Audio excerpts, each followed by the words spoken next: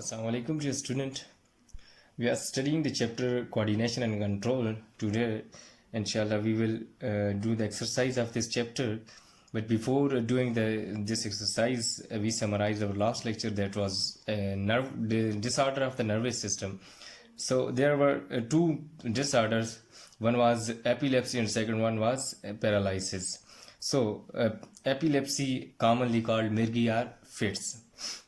Both are the type of functional disorder of the nervous system in which suddenly excessive discharge of the nerve impulse take place from brain. Abnormal burst of impulse from nerves or neurons which cause the body to behave strangely called seizure. Epilepsy के बारे में मैंने आपको बताया था कि जो epilepsy होती है ये हमारे पास एक फंक्शनल डिसऑर्डर है नर्वस सिस्टम का।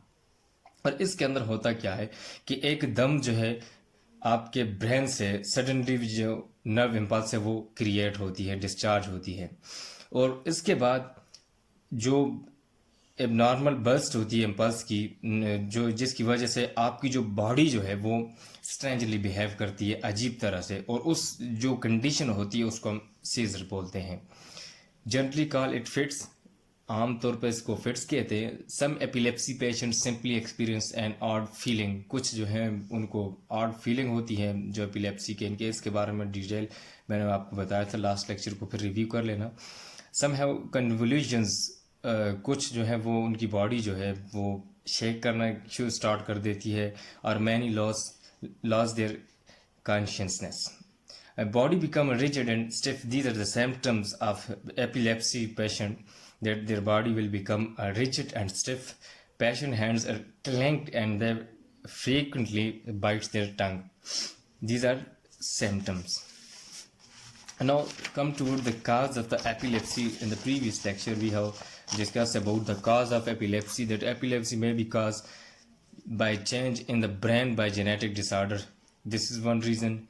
And another here, severe head injuries, stroke, brain infection, and drug abuse may also lead toward the epilepsy. There are also treatment. Seizures are controlled because they are under control. They may be controlled. Anti-epileptic drugs are used for the treatment of epilepsy. Epileptic drugs do not cure epilepsy but can prevent seizure from occurring. ये जो treatment के बारे में मैं आपको बताया था आप डिटेल से कि वो एपिलेप्सी को ख़त्म नहीं करती, बल्कि वो जो सीजर होती है उसको होने से जो है आपकी बॉडी को बचाती है. This was all about the epilepsy. You should watch the last lecture because I have discussed in detail in the previous lecture. Now paralysis, vascular disease of the brain. ये जो डिजीज़ है हमारे पास, ये vascular disease है brain की. occurs when either a blood clot is stuck in the fine blood vessels of brains. बाज़ ये होता है कि किसी वक्त आपकी जो ब्लड वेसल्स होती हैं उनके अंदर जो ब्लड होता है वो स्टक कर जाता है, क्योंकि जो ब्लड वेसल्स होती हैं वो तो very fine, like hair structure, जैसे एक हेयर होता है लाइक साइज ऑफ हेयर, उस तरह की होती है. उसके अंदर जब ब्लड क्लॉट हो जाए तो फिर खुद सोचें कि वो उसने ब्रस्ट ही होना है. Due to rupturing of blood vessels due to high blood pressure.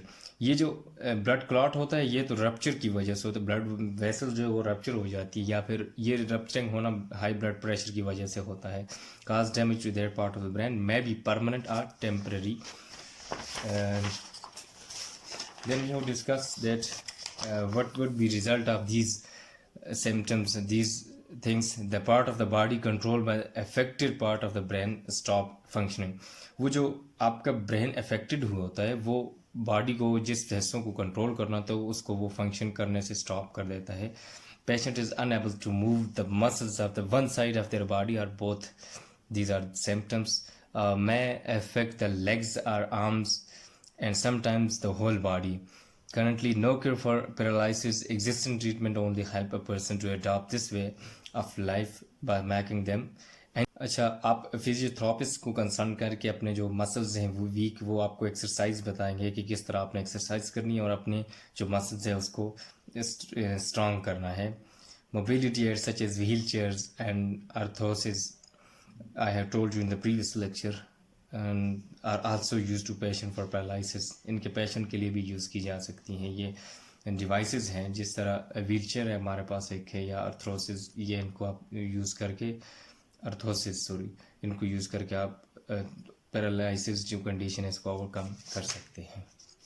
This was all about the previous lecture. So student, today we will discuss about the exercise of the chapter coordination and control. Open your book. Select the correct answer. First MCQs. Insulin is a hormone and is secreted by. Insulin एक hormone है जो secrete होता है किससे? Liver से, pancreas से, stomach, और by both liver and pancreas. Liver तो इसको सिक्रीट नहीं करता।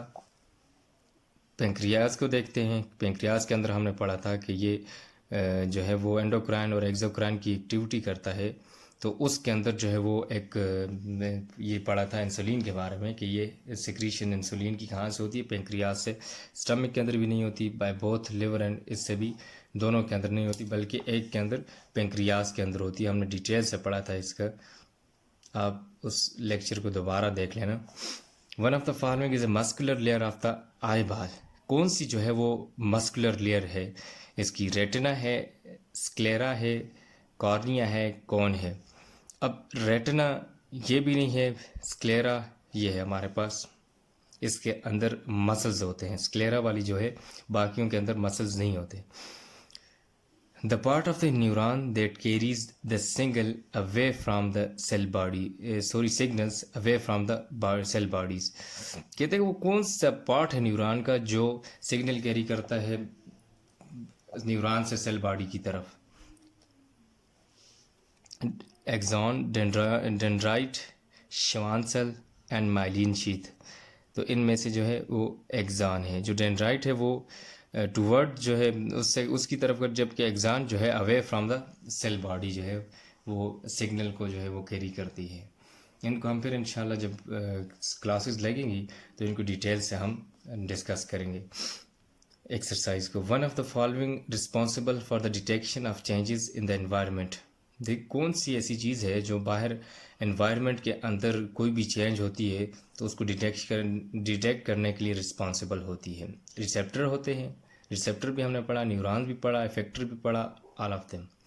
अब सबसे बाहर जो है वो रिसेप्टर होते हैं हमारे, जिस तरह आई है, एयर है, स्किन है, ये चीज़ें जो है हमारी क्या है? रिसेप्टर। न्यूरॉन्स तो अंदर होती हैं, वो बॉडी को बाहर जो एक्सटर्नल एनवायरनमेंट है उसको तो डिटेक्ट नहीं कर सकती, इफेक्टर भी नहीं कर सकते। तो इसमें जो होगी वो रिसेप्टर, क्योंकि रिसेप्टर का काम होता है बाहर से कोई भी स्टिमुलस जो होता है क्रिएट होता है उसको डिटेक्ट करना। Which of the following is true about the cerebral cortex. कहते कौन सा सेरिब्रल कॉर्टेक्स के बारे में ट्रू है इनमें से? It is located deep in the brain. नहीं, सेरिब्रल कॉर्टेक्स तो डीप नहीं होता। It is the folded outer covering of the brain, इसको देख लेते हैं। फिर it is located at the back of the brain. Back of the brain पे हाइंड ब्रेन होता है हमारे पास, उसके पार्ट्स होते हैं।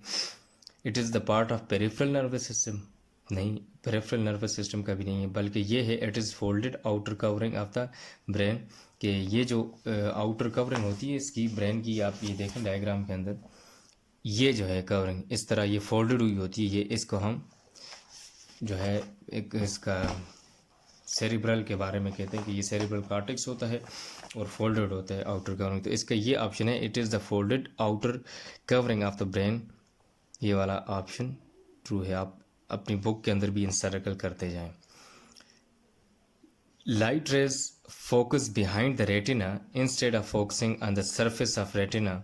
This condition is known as. हमने जो डिसऑर्डर पढ़े थे आई के, वो दो तरह के थे।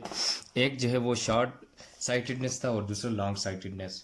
जो लॉन्ग साइटेडनेस है उसके बारे में एक टर्म यूज़ हमने की थी कि हाइपर मेट्रोपिया बोलते हैं उसको। दूसरा जो है शॉर्ट साइटेडनेस, वो मायोपिया होता है।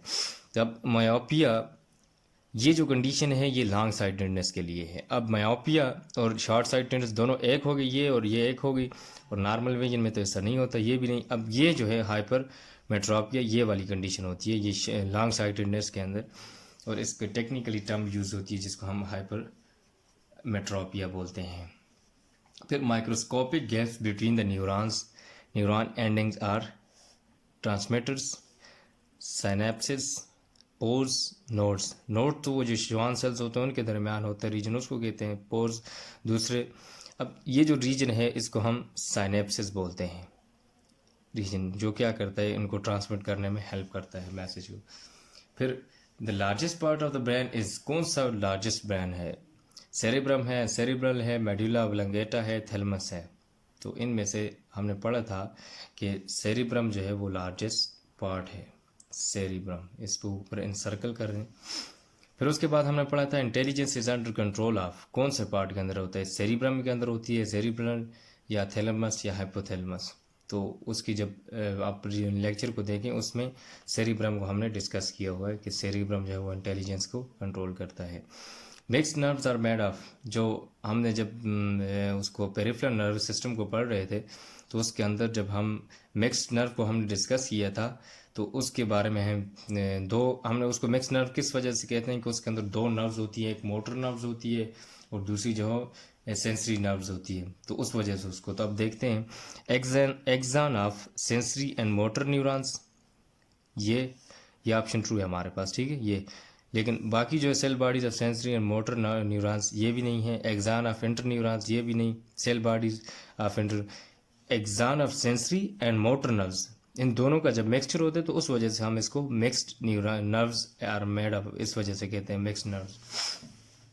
फिर उसके बाद the part of the brain which is use to recalling your memories, जो पार्ट होता है ब्रेन का जो मेमोरी को रिकॉल करने के लिए यूज़ होता है उसको हम सेरिब्रल बोलते हैं, सेरिब्लम, ये वाला पार्ट जो होता है इसको रिकॉलिंग के लिए यूज़ होता है।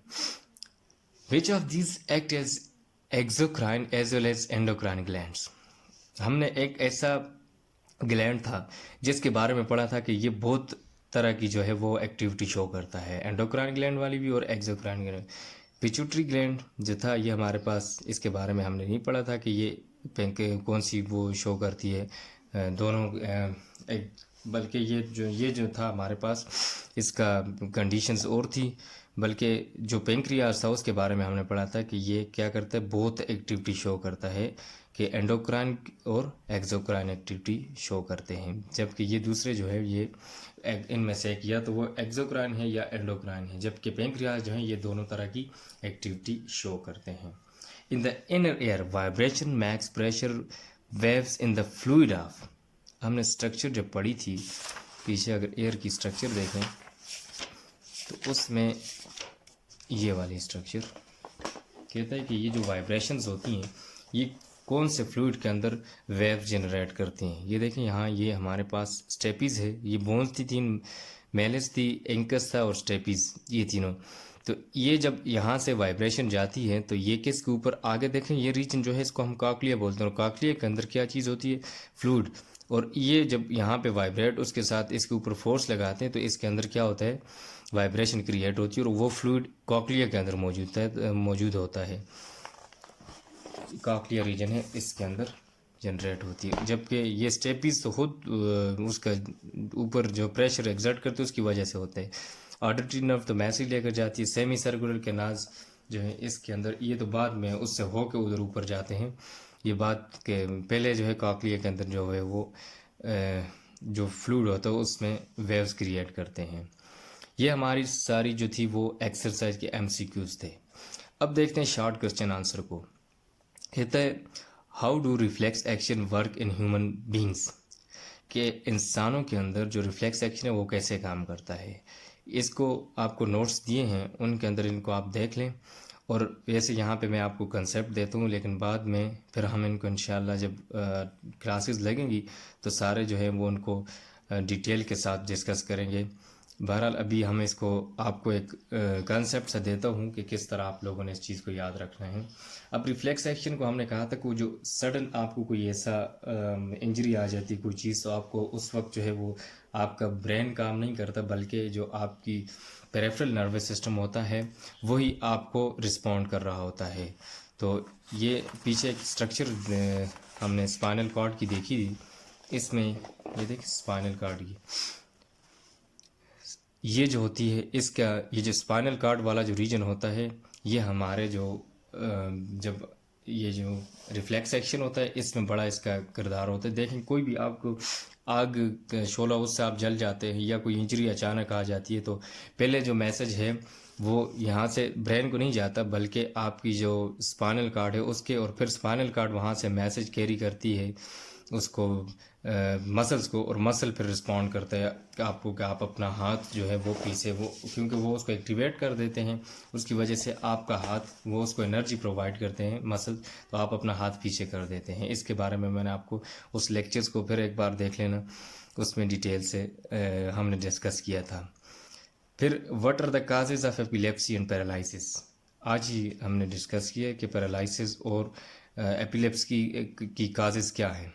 इनको भी आप फिर ये जो स्टार्ट में हमने देखा था उसकी काजेज, उनको देख लें। ये फिर उसके बाद what happens if islets Langerhans cells secrete insulin but not glucagon. अच्छा, कहते हैं कि वो उस वक्त क्या होता है जब लैंगरहैंस सेल्स जो होते हैं वो इंसुलिन को सिक्रीट करते हैं, बल्कि ग्लूकागोन को जब नहीं करते, ग्लूकागोन को, तो उस वक्त देखें जब हमारी बॉडी के अंदर ग्लूकोज का लेवल ज़्यादा हो जाता है तो ये इंसुलिन को सिक्रीट करते हैं, और इंसुलिन क्या करती है कि इस ग्लूकोज को ग्लाइकोजन के अंदर कन्वर्ट कर देती है, ताकि तो जो हमारा ब्लड लेवल है, सॉरी इंसुलिन जो है वो उसको ग्लूकोज को बॉडी सेल्स के बाकी जो होते हैं उनके अंदर जो है उसको ट्रांसफ़र कर देता है, और इससे जो हमारा ब्लड ग्लूकोज लेवल है वो डाउन हो जाता है, क्योंकि इंसुलिन जो है वो इसको डाउन करने के लिए यूज़ होती है। जो ब्लड ग्लूकोज लेवल होता है इसको डाउन करती है, ताकि हमारा अगर ज़्यादा होगा तो वो आपके लिए नुकसानदेह हो सकता है। तो फिर इस वजह से लैंगरहैंस सेल्स इंसुलिन सिक्रीट करते हैं, और इंसुलिन जो है वो आगे फिर जो ब्लड ग्लूकोज लेवल है उसको डाउन कर देता है। कैसे कि उन जो ग्लूकोज है ब्लड से उसको ट्रांसफ़र कर देता है बाकी बॉडी सेल्स के अंदर। Why is the pituitary gland known as the master gland. जो पिट्यूटरी ग्लैंड है इसको मास्टर ग्लैंड क्यों कहते हैं? अब देखें मास्टर ग्लैंड कहने की इसकी वजूहत है कि देखें ये तो दो लोब, तो एक इंटीरियर और एक पोस्टीरियर लोब पे मुश्तमिल होता है, और ये जितने भी हमारे पास ग्लैंड्स हैं उनको ये कंट्रोल करता है, इस वजह से कि ये बाकी जितने भी ग्लैंड्स हैं उनकी सिक्रीशन को भी ये कंट्रोल करता है। सिक्रीट वही करते हैं लेकिन कंट्रोल करना पिट्यूटरी ग्लैंड का काम होता है। अच्छा, इस वजह से इसको हम मास्टर ग्लैंड बोलते हैं। जब आगे आपको नोट्स जो हैं वो उनमें आप देख लें, वहाँ पे लिखा हुआ है, तो नेक्स्ट जब आपको नोट्स प्रोवाइड करेंगे तो उनके अंदर आपको साथ नोट्स को भी डिस्कस करेंगे हम, हर एक क्वेश्चन को इनके लास्ट में फिर हम डिस्कस कर लेंगे। फिर differentiate between two types of coordination system. Student, हमने दो तरह की कोऑर्डिनेशन पढ़ी, एक जो है वो नर्वस कोऑर्डिनेशन और दूसरी केमिकल कोऑर्डिनेशन। जो नर्वस कोऑर्डिनेशन होती है वो जो है हमारे पास ब्रेन और स्पाइनल कार्ड पे मुश्तमिल होती है, उसके लिए आ रही है। जबकि जो केमिकल कोऑर्डिनेशन है वो हार्मोन्स ग्लैंड के साथ, केमिकल्स के साथ रिलेटेड है। इसके अंदर न्यूरॉन्स वगैरह, नर्व्स इम्पल्स जो होती हैं ये क्रिएट होती हैं, जबकि उधर ये नर्व इम्पल्स ये चीज़ें क्रिएट नहीं होती। इनका डिफ्रेंशिएशन वहाँ पे लिखा हुआ है, आप उसको देख लें। इस तरह की मेजर जो डिफरेंसेस हैं उनको, ये केमिकल्स वाली है वो जो है वो न्यूरॉन है, नर्व इम्पल्स वहाँ पे क्रिएट होती है, वहाँ पे प्रॉपर ब्रेन कंट्रोल करता है, जबकि इधर ब्रेन नहीं है हमारे पास। इसमें केमिकल कोऑर्डिनेशन में इसमें ग्लैंड्स होते हैं जो उसको सिक्रीट करते हैं, यहाँ पे हार्मोन सिक्रीट होते हैं, जबकि ब्रेन के अंदर कोई उस नर्वस सिस्टम के अंदर कोई भी जो नर्वस कोऑर्डिनेशन उनके अंदर कोई भी जो है वो हार्मोन सिक्रीट नहीं होता। इस तरह ये डिफरेंसेस हैं, वहाँ भी लिखे हुए हैं, फिर इनको बाद में फिर देख लेंगे। What is the role of insulin and glucagon. अब इंसुलिन और ग्लूकागोन का रोल क्या है? अब ये भी हमने डिस्कस किया था पीछे कि इंसुलिन का रोल ये होता है कि ग्लूकोज लेवल को डिक्रीज़ कर देना। जो इंसुलिन का जो है ये क्या करती है, जो ब्लड के अंदर जो है वो ग्लूकोज लेवल जब ज़्यादा हो जाए उसको कम कर देती है, और ग्लूकागोन जो है वो ग्लाइकोजन को कन्वर्ट कर देती है किसके अंदर, ग्लूकोज के अंदर। क्योंकि जब बॉडी को आपकी एनर्जी चाहिए होती है वो ग्लूकोज को यूज़ करके फिर उसकी रिस्पायरेशन करते हैं ना, फिर आगे उससे एनर्जी लेते हैं। अब ग्लूकागोन क्या करेगा, जो स्टोर फूड हमारे पास ग्लाइकोजन की फॉर्म है उसको कन्वर्ट कर देगी ग्लूकोज के अंदर, और फिर ये ग्लूकोज बॉडी सेल्स लेके उससे रिस्पायरेशन का प्रोसेस करके एनर्जी लेंगे एटीपी की फॉर्म में। ये इनके रोल है। What are the characters are controlled by the ovarian hormones. हमने ओवेरियन हार्मोन्स पढ़े थे, ईस्ट्रोजन्स, और दूसरा जो था हमारे पास वो पीछे हमने डिस्कस किए थे, एक ईस्ट्रोजन था और दूसरा प्रोजेस्ट्रॉन। ये दो तरह के ओवेरियन जो ओवरी के अंदर जो प्रोड्यूस होते हैं ना, उनको हम ओवेरियन हार्मोन्स बोलते हैं। और इनके काम जो है, एक का करेक्टर ये था कि वो सेकेंडरी सेक्सुअल करेक्टर को कंट्रोल करता है फीमेल के अंदर, जिस तरह डेवलपमेंट ऑफ ब्रेस्ट के अंदर ये जो ब्रेस्ट फॉर्मेशन होती है इसको वो कंट्रोल करते हैं। और इसके अलावा प्रेगनेंसी जो होती है उस स्टेट को मेंटेन करना इनका ओवेरियन जो हार्मोन होते हैं इनका काम होता है। जो प्रोजेस्टेरॉन जो होते हैं वो इनका काम, और जो ईस्ट्रोजन है वो ब्रेस्ट फॉर्मेशन करते हैं, उसको कंट्रोल करते हैं। फिर कहते हैं state hormones of pituitary and thyroid glands and right their functions. ये हमने डिस्कस किया था पिछले लेक्चर्स को, आप फिर देख लें। ये जो पिट्यूटरी ग्लैंड के बारे में और थायराइड ग्लैंड के बारे में पढ़ा था, साथ उनके फंक्शंस और डिस्कस किए हुए, आप फिर उस लेक्चर को एक बार देख लें, और नोट्स के अंदर भी डिस्कस किया हुआ है। Label the different part of the brain in the following diagram. ये जो डायग्राम दी हुई है आपको सामने, इस डायग्राम के ऐसी डायग्राम आपने ड्रा करनी है, फिर इनको लेबल करना है बुक के ऊपर भी, और अपनी जो नोटबुक है उसके ऊपर भी इस तरह की डायग्राम बना के, जिस तरह पहले आप लोगों ने बनाई थी उसी तरह बना के, और उसको लेबल करना है कि कौन सा पार्ट है ये सब। ये हमारे long question short question answer, और लॉन्ग क्वेश्चन यही हमारे टॉपिक जो डिस्कस किए हुए सारे उन्हीं में से हैं। आप इन लेक्चर्स को, इस सारे चैप्टर को एक बार फिर, क्योंकि एक दिन आपके पास है, आपने फिर उनको देखना है। फिर अगर कोई कन्फ्यूजन हुई तो फिर आप मुझे दोबारा बताएंगे, मैं फिर इन पे वीडियो बना दूंगा। बहरहाल उनके अंदर हमने डिस्कस किया हुआ डिटेल से देखें। Different types of receptors in human beings, हमने जो फोटो रिसेप्टर थे या कीमो रिसेप्टर सारे हमने डिस्कस किए हुए हैं। फिर ह्यूमन ब्रेन को भी डिस्कस किया हुआ है। फिर केमिकल कोऑर्डिनेशन, ये सारी चीज़ें जो है ये टॉपिक वाइज हैं। लॉन्ग क्वेश्चन होते ही टॉपिक में से पूरे ये जो शॉर्ट क्वेश्चन होते हैं ये कंसेप्चुअल होते हैं, ये उस तरह आपको टॉपिक में नहीं मिलते। ये जो हैं लॉन्ग क्वेश्चन सारे के सारे टॉपिक के अंदर मौजूद होते हैं, तो उन लेक्चर्स को आप दोबारा रिकॉल कर लें। तो इंशाल्लाह जब क्लासेस स्टार्ट होंगी तो हम इनको फिर जितनी भी एक्सरसाइज हैं इनको फिर हम एक बार देखेंगे। तो आपकी जो आज की होम असाइनमेंट है वो आपने ये जो शॉर्ट क्वेश्चन आंसर हैं इनको पढ़ना है, ये जो मैंने बताया है इसको देखना है, लेकिन आपकी जो डायग्राम है उसको नीट और क्लीन बनानी है। कलर, हर एक पोर्शन को डिफरेंट कलर देना है ताकि पता चल सके ये कौन सा रीजन है, और उनको लेबल करना है। ये आपकी होम असाइनमेंट है। बहुत शुक्रिया, अल्लाह हाफिज़।